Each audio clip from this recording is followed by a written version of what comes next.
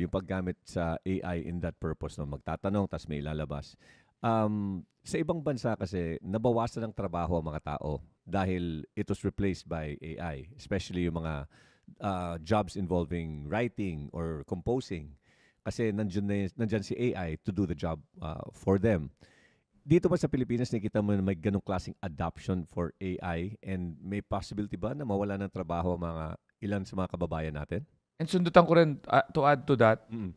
iba na may kinakatakutan dahil alam mo naman yung Terminator, yung mga yung mga pelikula. Actually, kami sa DICT, sir, naniniwala kami na hindi naman talaga natin dapat katatakutan yung AI because at the very least, there are some jobs, no, na mawawala talaga kasi napaka-efficient yung AI natin at real time.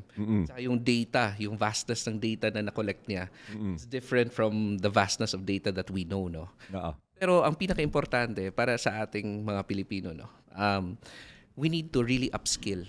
Kumbaga, we don't say no to new education. We don't say no to learning AI, new tools, so on and so forth. Kasi at the end of the day, the human brain is still the biggest and the most difficult AI to actually recreate, no.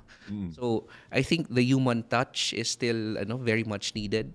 So, ang kailangan lang talaga sa mga Pilipino para hindi tayo ma-stress na baka papalitan yung trabaho namin, so on and so forth. Ang dami sa creative industry.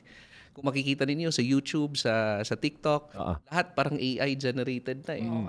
Pag meron kang human touch at saka yung physical talaga na at saka we need to upskill. Kailangan natin ma-embrace ang new technology.